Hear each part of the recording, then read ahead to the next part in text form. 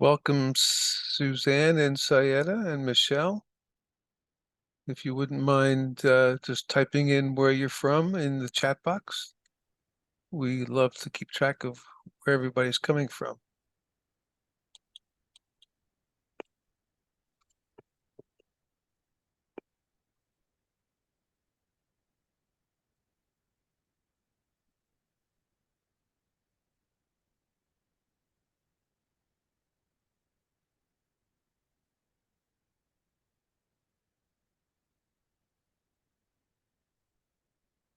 We've got South Carolina, we've got Virginia.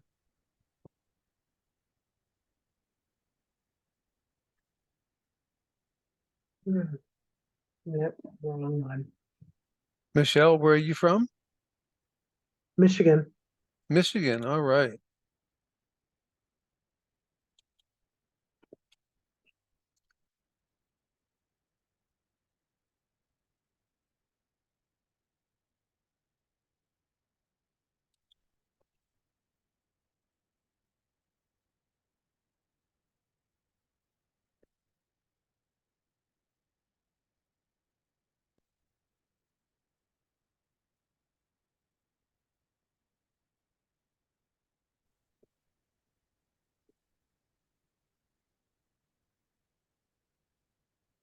Charles and Kim, thank you for joining. Would you mind going over to the chat box and just typing in where you're from so we can keep track of where people are coming from for our sessions? That would be awesome. Sayeda's from Houston.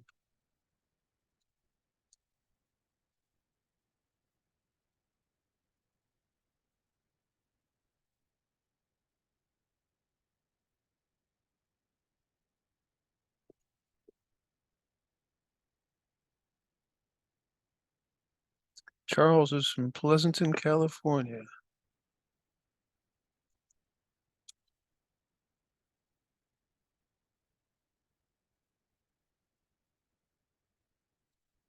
Yeah, Houston's a great town. We'll get started in another 2 minutes. Okay, Kim's from Ontario, Canada.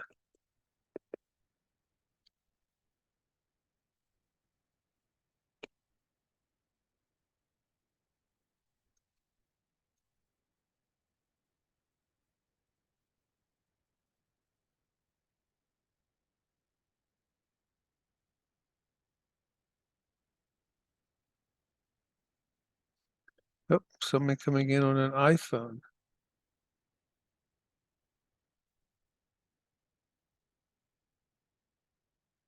Okay, welcome iPhone.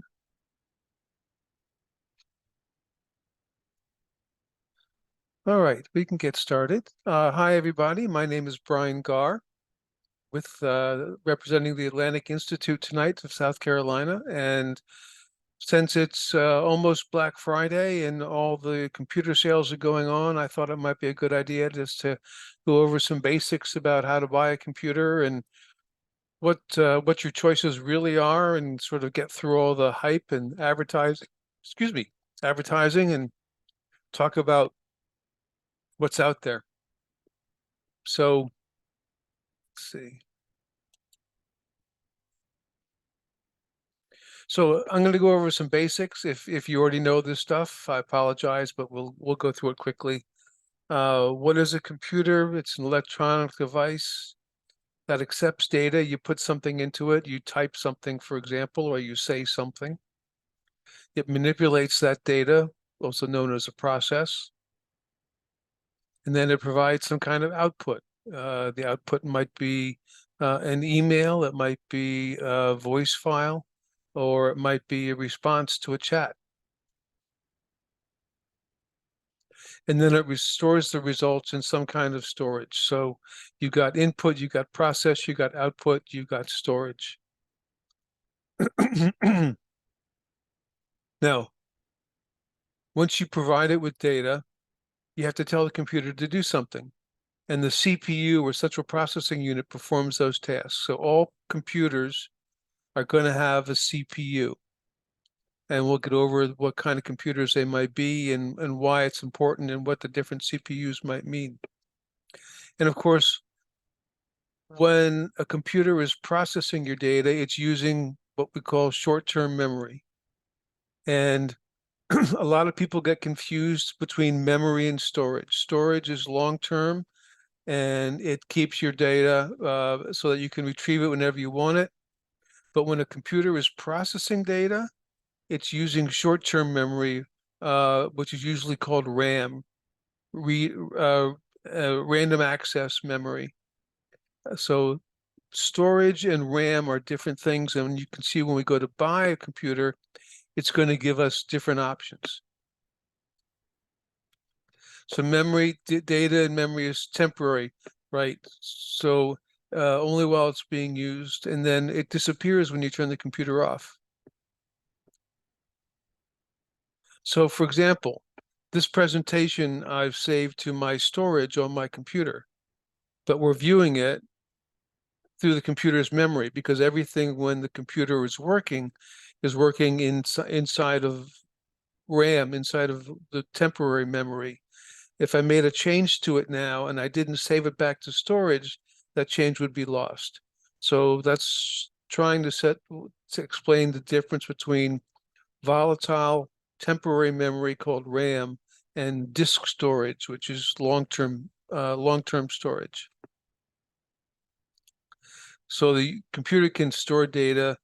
There's all sorts of different kinds of hard drives, and when you get into the buying process, you're going to see things like SSD, which stands for solid state drive, as opposed to what was shown on this picture here, which is the old-fashioned hard drive that has a read-write arm, and it takes a lot longer for it to work. So the other place you can store data now is in the cloud. And Google Docs is a good example. Google Docs stores everything in the cloud. And the cloud is basically some really big hard drives somewhere off-site that you have access to through the internet. And so there are advantages to storing your data in the cloud, and there are disadvantages. Let's go back here for a second. So some of the advantages of storing in the cloud is you can access it from wherever you are on whatever device you're on. So I happen to store all of my files on something called Dropbox. And Dropbox is a vendor that has cloud storage. Microsoft has cloud storage, Google has cloud storage. But I happen to save all my files, not my applications, but my files on Dropbox. And that way, whether I'm on my iPhone or my iPad or my computer, I can access all of my files because they're all located on the cloud. Now, the negative to that is I have to be connected to the internet. So if there's no internet, if I happen to be in a place where I don't have access to the internet, then I don't have access to my files. And that's the downside of that. Shay B, welcome. If you wouldn't mind just going into chat and typing in where you're from so we can keep track of where you're from, I appreciate that. So that's the biggest disadvantage of the cloud is you have to have an internet connection if you want to connect to your files. The other disadvantage, especially if you're dealing with large files, let's say you have a really large spreadsheet, it takes a long time for it to download. And you're working in RAM because every file, all the files on your computer get loaded into temporary memory while you're using them. But it takes time to upload and download from the cloud, and it all depends on how fast your internet connection is. Maryland, cool. I grew up in DC. Okay, let's go back now and let's see what's next. So there are two kinds of software that you were going to talk about tonight. There's system software and there's application software. And system software is your operating system. So the system software is not something that you ever will necessarily play with, It's not like an application that you might bring up and close down. When you turn on your computer, your operating system loads the computer and loads all the applications so that you can work with them. And there are variants that are not discussed here, like Unix. There's there's dozens of different kinds of Unix. But basically, when you're talking about buying a personal computer, you're talking about buying either Microsoft Windows, Mac OS, OS X, or Chrome OS. And I'll talk about those three kinds of computers and who might be the best purchaser for those kinds. But operating systems basically contain all the operating instructions that allow your peripherals to work. It allows your hard drive to work. All the behind the scenes, all the real work of the computer is because of the operating system, and you can't boot a computer without an operating system. As I said, those are the big three. People that are in the scientific community may be using Unix, and application developers and programmers might be using different variants of Unix, like Linux, for example. And then there's your application software, and good examples of application software is Microsoft Word or Excel or email software or your browser. Those are all applications that you turn on when you want to use them, and then you turn them off when you're done with them. So they're not always running in the background. As a matter of fact, if they're running in the background, they're taking up CPU cycles, and so that's going to slow down your computer. So you only want to run your applications when you need them. So those are the application software. Of course, Quicken, Adobe. There's all sorts of application software. There's thousands of titles. So here's an example of an old-fashioned computer, just because I wanted to mention the various parts of the computer that we're going to deal with when we go to buy a computer. You need a monitor. Now, if you're using a laptop, obviously the monitor is included.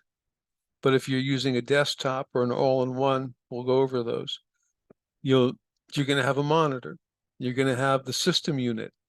The system unit could be underneath your desk. It could be on top of your desk, or it could be built into your monitor, for example. You're going to have a keyboard. You're going to have a mouse. You're not necessarily going to have speakers these days. Speakers are built into the monitors. And you might have a microphone, and you might have a video camera to do Zoom calls and things like we're doing tonight. And then inside of that box is going to be certain pieces of hardware that we're going to talk about, because you're going to have options on what kind of hardware is inside your box. So inside your box, you're going to have a motherboard. And on that motherboard is going to be the CPU, the central processing unit. You're going to have a hard drive. You're probably not going to have a floppy drive. This is an old picture. And you're probably not going to have a CD-ROM anymore or a tape drive. But there will be space for you to put other boards in there. You're going to have a video card. That's not listed here, but you're going to have a video card that's going to help drive your monitor. And you're going to have a power supply. So you're going to have CPU, hard drive, RAM, sound card, and a graphics card to drive your monitor. So what kind of computer do you need? And the first thing most experts will ask you is, what are you going to do with it? If you're going to be a gamer, that's one thing. You're going to need something particular for a gamer. Let's see. If you're going to work from home, let's say you have a small business, or you just are an independent contractor, that's one kind of computer. And of course, if you're just someone who wants to browse from the web and shop on Amazon and post photos to Facebook, things like that, then you have other options which are less expensive. Okay, Bonnie, if you wouldn't mind going to the chat, just typing in where you're from, that would be great. Thank you, and welcome. So different kinds of computers for different people, and different brands of computers for different people. This is probably the hardest question you'll get asked when you go, if you were to go to like a computer store, and say, I need to buy a computer, the first thing they're going to ask you is, what are you going to do with it? If you don't know what you're going to do with it, you just want to make sure you're in the computer age, then you're probably in the browsing the web section, meaning you're just going to go out there and go to interesting sites on the web. Wow, another word from Ontario. Great.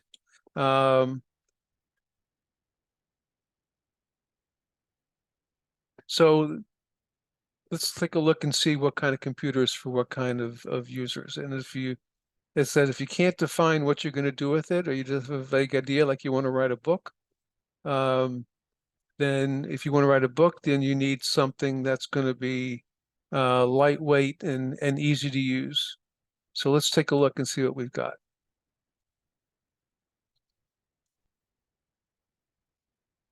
So first of all, if you're gaming, you need fast. You need fast internet because you're streaming games and you can only react as fast as the information comes into you from the internet. You need a really fast video card with something called the GPU, which is a graphics processing unit. So not only do you have a CPU, which is a central processing unit, but you have a GPU, which is a graphics processing unit, which handles the graphics separately from the CPU so that it can happen fast.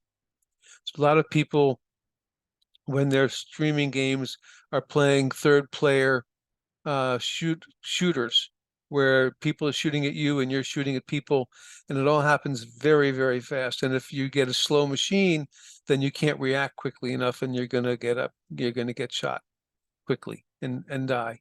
So if you're gaming, you need fast.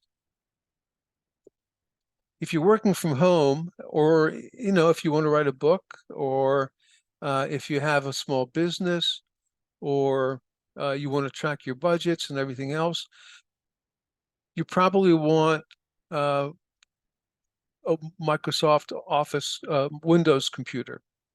You want to run Microsoft Office, you might want to run Quicken, which is a good set of books. You might have special requirements like Adobe if you want to do graphics and things like that.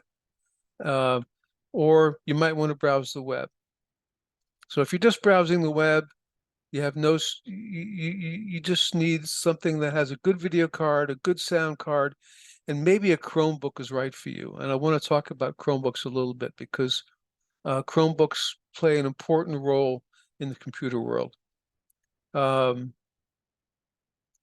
So basically, your choices are three kinds of computers. As I said before with the operating systems, you might want a Windows computer, you might want a Mac, and you might want a Chromebook. And there's really different use cases for each computer. So here's an example of a Google Chromebook. Most of the time, you're going to find, I don't know that there are any desktop computers that are Chromebooks. I think they're all laptops. And here's an example of a typical Chromebook available. I think this one was from Best Buy. And as you can see, it has a 15.6-inch screen.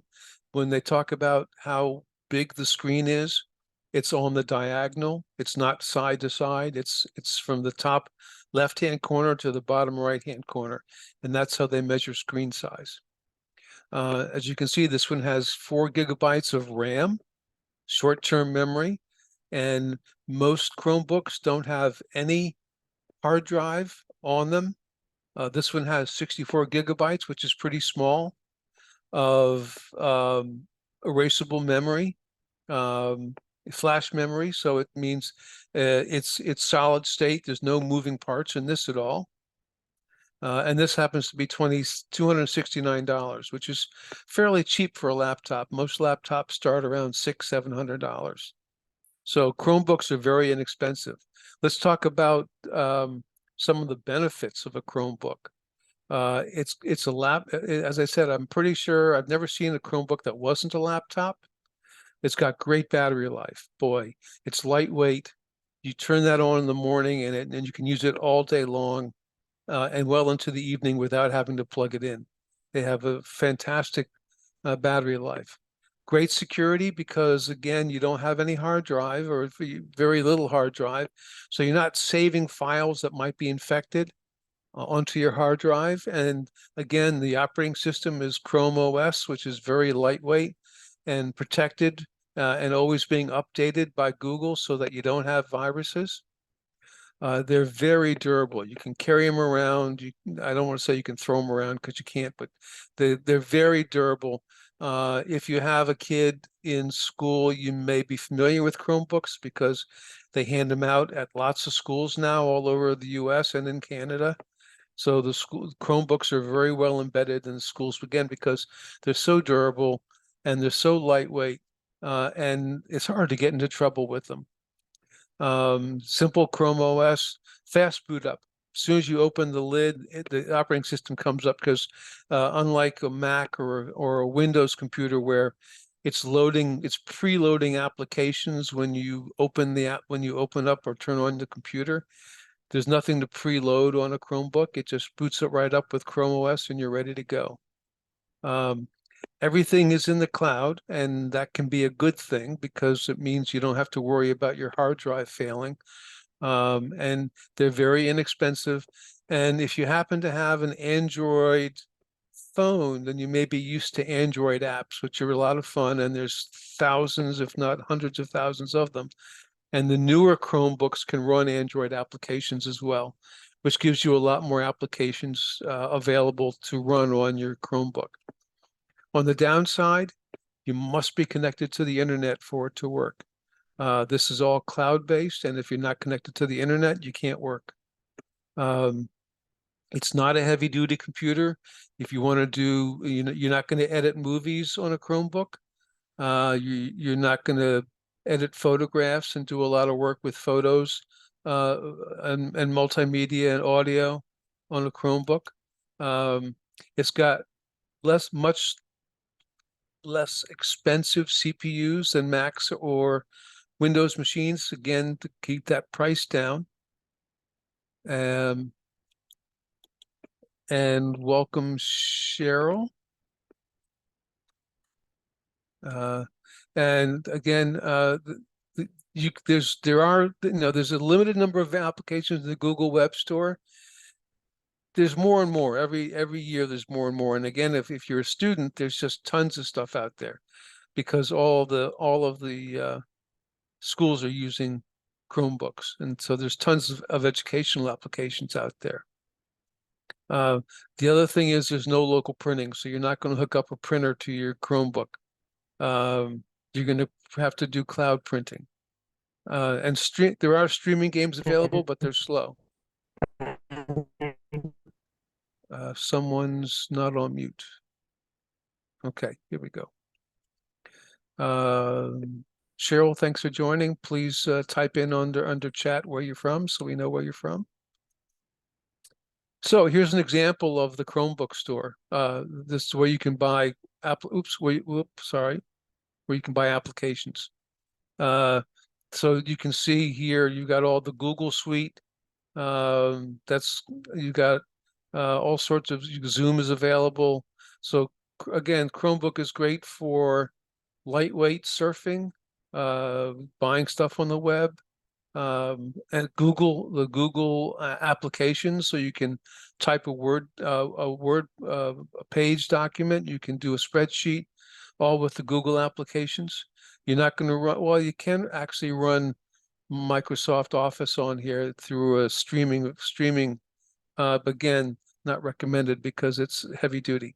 But you can see the categories: shopping, entertainment, tools, art and design, accessibility. So there's plenty of stuff out there that you can run from a Chromebook. So now here's the big fight in the computer world: Mac versus PC, which is better? And you can see by the picture I chose to represent the Mac and the Windows, sort of my view of what the difference is between the two. Now, I'll tell you right now, I was a Windows guy for 25 years. In the last 5 years, I've been very bullish on Mac. And this picture sort of shows the difference between the two. The Windows is made up of lots of piece parts. and the peripherals are piece parts. Windows itself has all sorts of moving parts that you have to control and make sure you're aware of and can fidget with if need be. If you need support, they may need to dig into the registry and all sorts of other places. The Mac is more or less turn it on and it works. I've been a Mac user for 5 years, and I've never really had to do anything with the Mac other than turn it on and turn it off, and it always boots up and it always comes back after I've put it to sleep. So I'm a big fan of the Mac, but again, I'm a power user. I write applications for a living. So it's different for me than it may be for what you want to use it for. So let's look at the pros and cons. First of all, Macs are very expensive. They're only made by one manufacturer, Apple. Whereas the PC, you've got Dell, you've got HP, you've got literally tens, if not hundreds, of manufacturers that manufacture what's called an IBM PC, because that was the original source of it, was the Microsoft PC, let's call it. So you got a lot of manufacturers, a lot of competitive pricing because you have lots of manufacturers and lots of choices. On the Mac, you have limited components. So, I can plug in 2 or 3 things into my Mac and put an extender on there and plug in more things. But for the most part, Macs are self-contained and you don't plug a lot of stuff into them. They come with their own camera and most people buy Mac laptops, so that's usually the why. It's all in one. Whereas with the PC, you can buy all sorts of components. You can buy a printer, a regular printer. You can buy a label printer.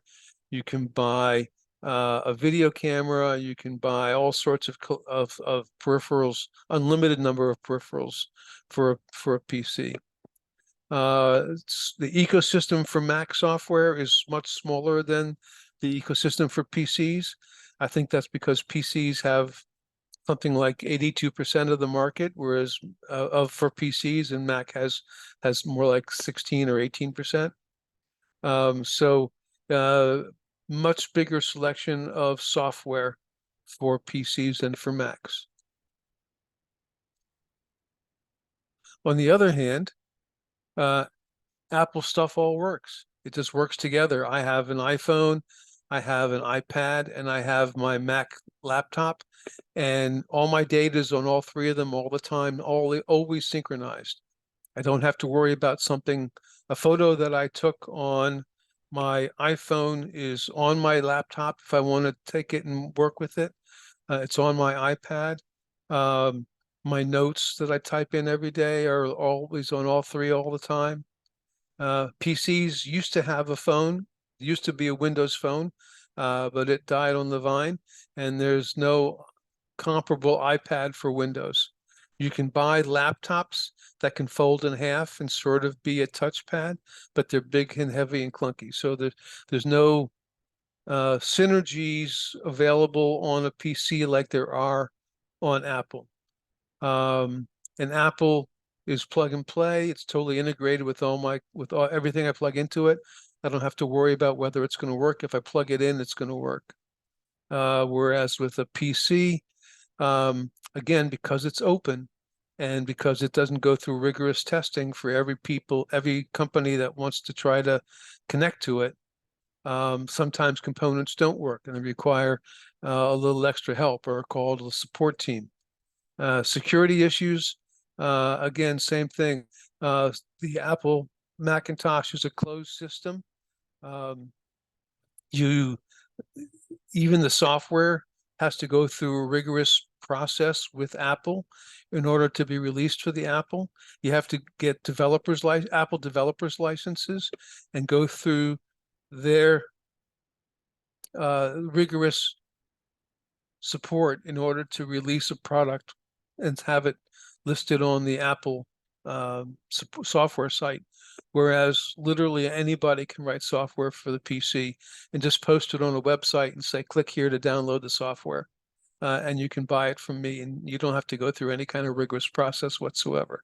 So there are security issues on a PC, although Windows is constantly sending out security updates to try to solve any problems as they come up. So here are the choices for a Mac laptop. You basically have four. And inside of those four, you got the 13-inch, you got the MacBook Air, you got the MacBook Air 15-inch model, you got the MacBook Pro that's 13 inches, and the MacBook Pro that's 14 and 16. Except for the MacBook Air, they all have the M2 chip. You don't have a choice of processors. You're going to end up with a M2 chip or an M1 chip. You can see the price points starting at $1,000 for the MacBook Air, and my MacBook Pro costs about $2,500. It's because it's got a lot of memory in it. But again, you don't have so much choice here. You basically buy what they offer you, and you buy the size and the power that you need. As far as non-laptops for the Mac, you have the iMac, which is a all-in-one computer. The computer is built into the screen, and you have a keyboard and a mouse, which they don't show there, but it comes with a keyboard and a mouse. You have the Mac Mini, which has no monitor, which is just a computer. And it's the lowest price point in all of Apple at $599. And it's a very powerful computer. I used to have one. You have the Mac Studio, which is $2,000, which is real powerful. And it does heavy duty, like for a programmer or someone like that. But you have to buy your own monitor, which is expensive, and you have to buy your own peripherals, your keyboard and your mouse. And then the Mac Pro, which is the high-end Pro workstation, with all sorts of expansion slots for really like architects and people that have heavy duty stuff attached to it. And that's $7,000. So those are your choices. We go back, you basically have 1, 2, 3, 4 laptops, and oops, let me admit these people real quickly. You have 4 laptops and 4 desktops, and those are your choices. Tom, thank you for joining. If you wouldn't mind typing in where you're from in our chat box, that'd be great. Let's see. Okay, so now let's look at Windows. So Windows desktops, you can configure your own, and it's going to be, you're going to have a lot of options. So this box again can sit on top of your desktop, or it can sit underneath your desktop on the floor with cables running to the monitor.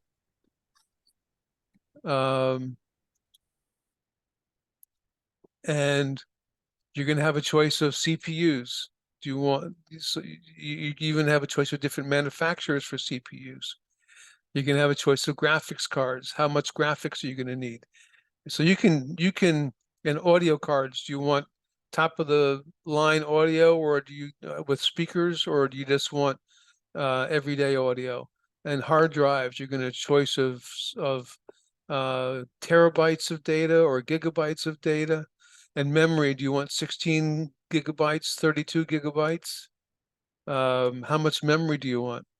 So let's actually take a look at some of your, so here's the laptops. We just talked about desktops. Here's the laptops, and I just happened to do a real quick query on Google for laptops, and I came up with all these different manufacturers. So here's 1, 2, 3, 4, 5, 6, 7, 8, 9, 10, 11 different manufacturers of laptops, just to give you some idea of how big the choice and confusing the choice is.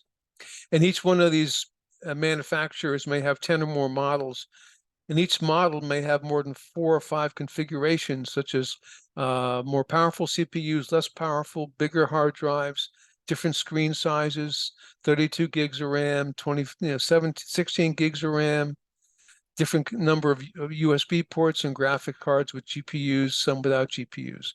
So it gets very confusing. And here's, I took the Dell Inspiron 15 laptop, and I just captured the options that you as a buyer would have to decide.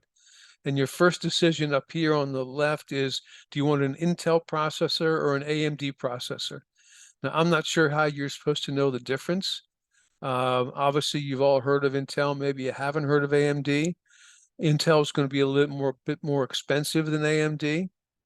In this case, if we chose Intel, we have a choice of a 12th generation iCore i3 or an i5 or an i7. And again, you know, the higher the number, the more powerful.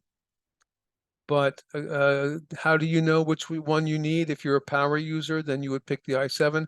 Chances are, if you don't know what these are, then you don't need the more powerful one. You can just buy the i3 and be done with it.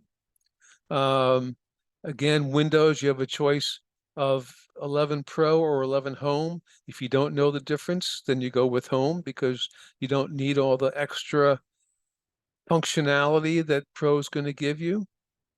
Graphics, do you want a UHD, which is the standard, or do you want an Iris Xe graphics with more higher end graphics?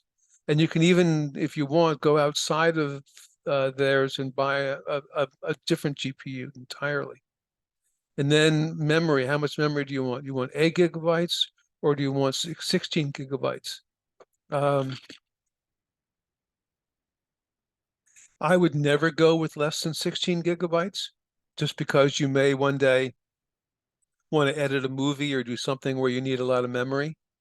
And again, this is not going back to our initial conversation. This is not disk space, or this is memory, the temporary stuff where everything happens inside your computer. Just to reiterate from our first slides, everything happens on between your CPU and your volatile short-term memory. And I would always suggest you go with 16 gigabytes of memory. Now, here's a different kind of Windows computer that's been very popular lately, called the Windows All-in-One computer. And believe it or not, the entire CPU and computer is built behind this screen right here. And this screen is thin. It's amazing how thin this screen is. And everything you want is behind it. It comes with a keyboard and a mouse, a wireless keyboard and a wireless mouse. This one is an HP Envy all-in-one, and it costs $2,000. I think this is probably Best Buy. But this is I've seen prices for all-in-ones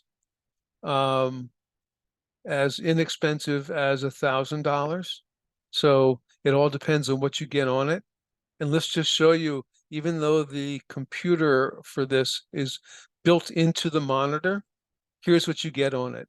You get Windows 11 Home, you get an i5 processor, you get a good camera. You see the camera on top of the laptop, on top of the screen. I mean, you get a camera, you get a microphone. What's this? Oh, that's the monitor itself, 34-inch diagonal monitor, 16 gigabytes of RAM, a 512 gigabyte NVMe SSD. That's just a fancy word for a solid state drive. That means it has no moving parts. So it's going to last longer than a hard drive. It has no hard drive. It's got a GeForce NVIDIA card with a GTX 1650.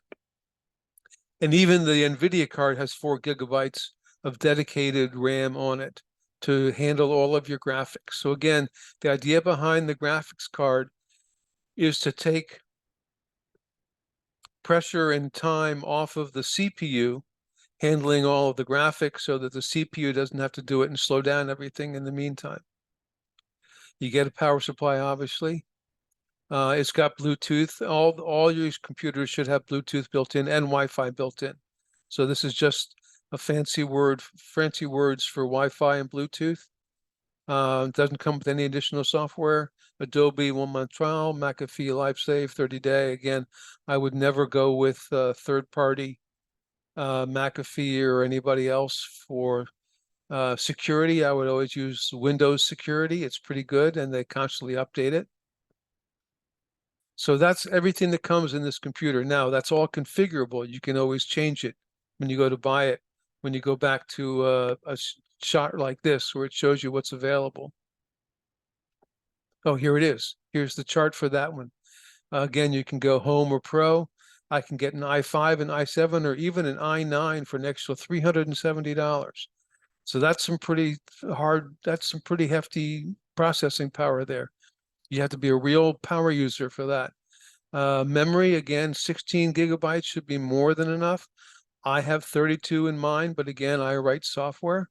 And if you are doing crazy, difficult stuff, maybe with AI or maybe with trying to run large language models, 64 gigabytes. I don't know the use case for that, but that's a lot of temporary memory. There's even an option for 128 gigabytes. So it's amazing what they can fit in a small all-in-one computer now. Storage, 512 gigabytes should be more than enough. A terabyte, you'll probably never fill up, but it's only $100 more. So if you're worried about, let's say you have a huge photo collection, photos take up space, then you might want to go for a terabyte to be able to hold all of your photos. And you can go up to 2 terabytes for an extra $310. For most users, Windows all-in-one, 16 gigabytes, 512, and a touchscreen monitor. So these days, everything comes with a touchscreen monitor. Not a big advocate of touchscreen monitors. Being an Apple user, we don't have them except for on our iPads and iPhones. But I don't find that the Windows graphics interface lends itself to a lot of touch. So it's great if you have touch, but the software that's displaying the face of the application has to be touch integrated as well. For heavy users, I would still go with an all-in-one with 32 gigs of RAM and 1 terabyte with a touchscreen monitor. And for gamers, I would go back to build your own desktop. Go ahead and get your own video card with GPUs in it, and have all the fastest components, SSD drives, etc. And for application developers and graphics designers, I would suggest the MacBook Pro. That's what I have. It's a great computer. Again, though, for a lot of you, it's total overkill. I like Apple because it's just easy to use. And I've never once had to call support. So let's open it up for questions now. We've got about 15 minutes to go, so I thought it'd be good to see if anybody has any questions. You can type them in the chat if you're shy, or you can just unmic yourself or unmute yourself and ask a question.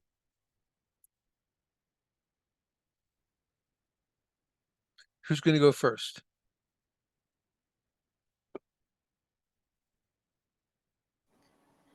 I'll go. For the all-in-one, is that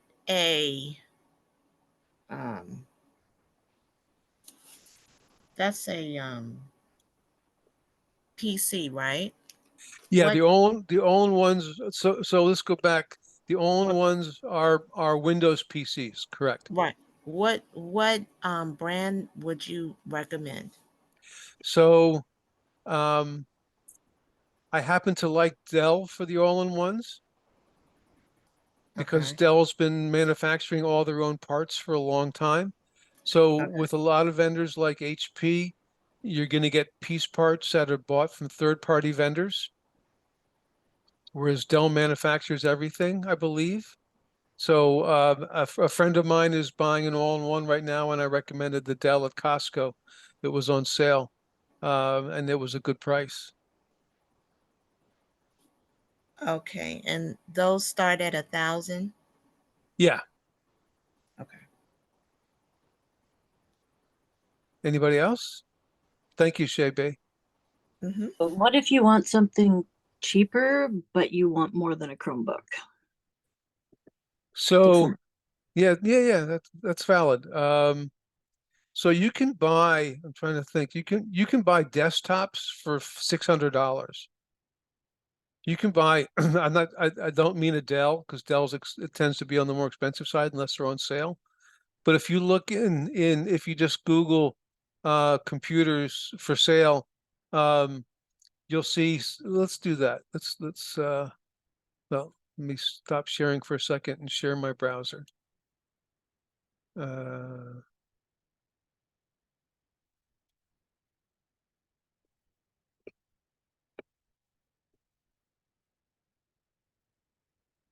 let's see, where's my browser? Here we go. Um, computers for sale. Let's go back to sharing my screen. Hold on 1 second. Where is it?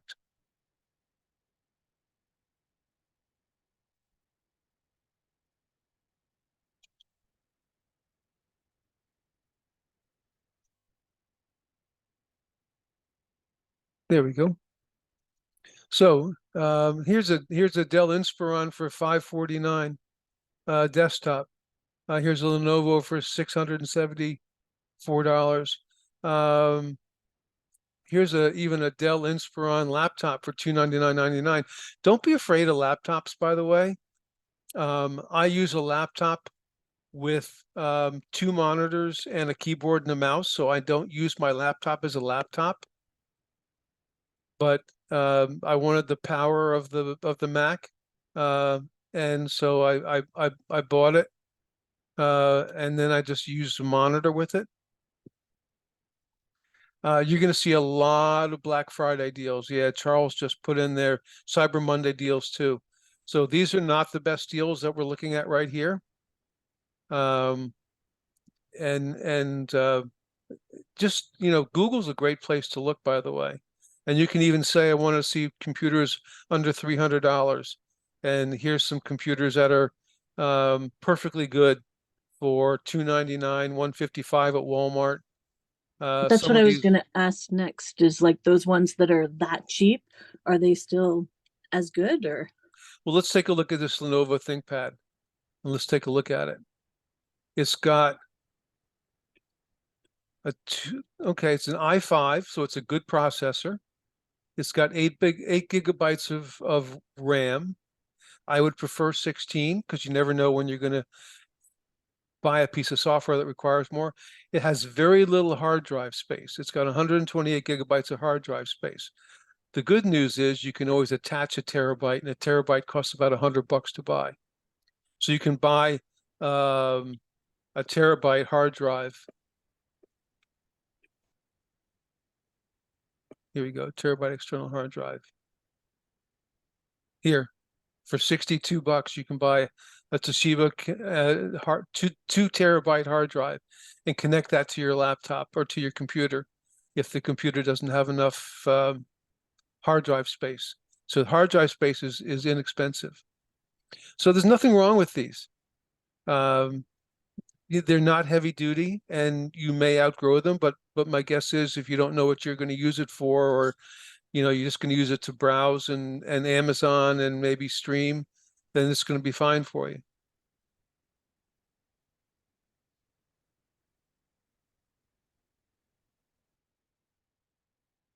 Anybody else? Does that answer your question, by the way? Yes, thank you. Okay. What else can we look at while we're on the web? There's a question in the chat. Oh, there is.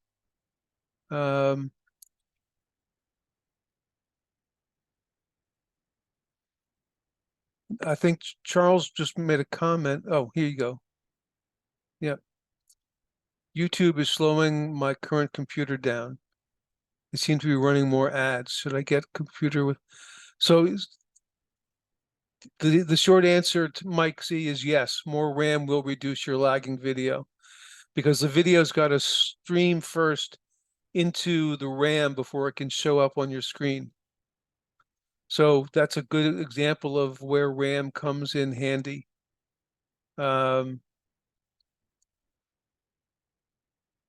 Charles has posted a bunch of good advice in here. But to answer Mike C's question, yeah, that's a good example of where, now, you have to be careful with YouTube. Sometimes it could be the number of people that are trying to download the video. It could be a spike in your internet service, but keeping in mind that everything has to load into RAM before it can play, then yes, getting more RAM would make your YouTube videos go faster.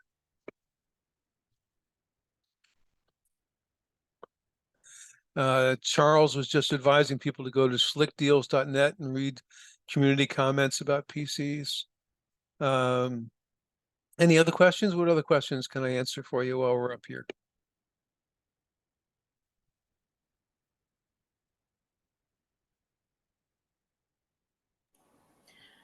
I have a question about my computer was refurbished. It's a PC, and the screen went black. It was an older one. Right. Um, what can I what can I do? Well, so it could be one of two things. Either your video card died or your monitor died. And the only way to check that out is process of elimination, is really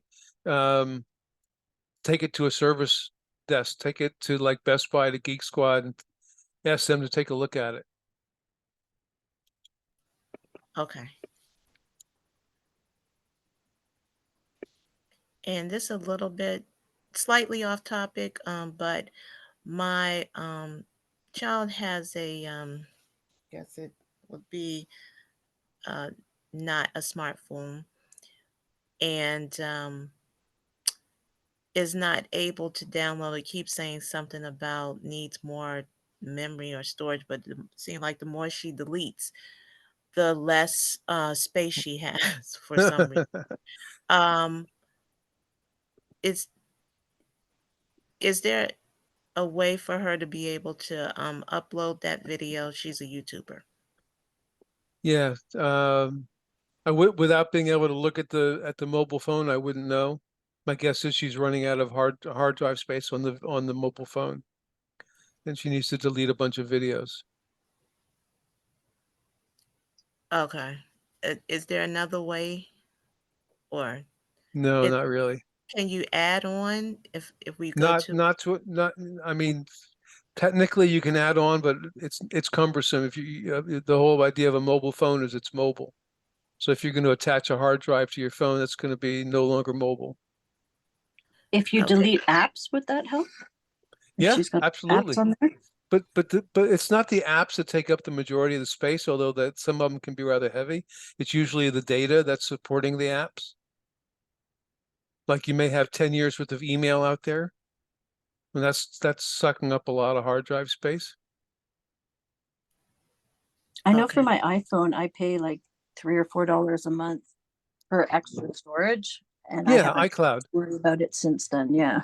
Yeah, I have iCloud as well. And so I try to keep everything on iCloud so it's not on my device. And then as Is long there as I have an internet connection, I can access it.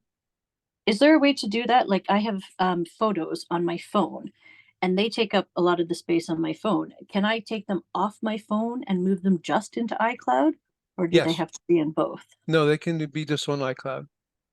Okay, someone told me that you couldn't. Like if you took them off your phone, they were gone. So how do you do that? Can I put my iPhone photos on iCloud only? There you go. Okay, cool. On the page you were on, there was like 3 or 4 that said they were $2.99. Yes. So how would you look at those and decide which one you should get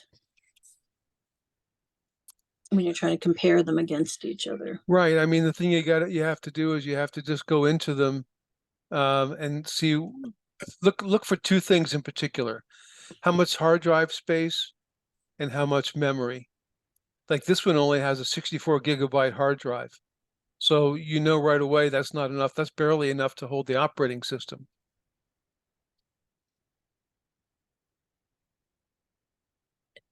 Okay, and what would be the memory? That's the like 512 Uh, MBs or whatever? Is that? let's see, I don't know. Sorry, I'm not looking at that one, but Yeah, yeah. I couldn't see it. It has 4 gigabytes of RAM. So that's RAM. that. Okay, yes, RAM is so- the memory. Yes. Okay. So this computer can't do anything other than sit on your desk. Yeah. It just doesn't have anything in it.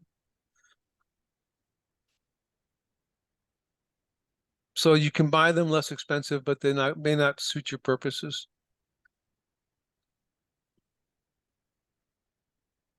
And what about refurbished? One there says Adele says it's refurbished. I'm a fan of refurbished stuff. Personally, with computers, it's electronics, so it's not like it wears out. Although it does, I guess, over time, like a graphics card can go bad, but for the most part, it should be refurbished, should be fine.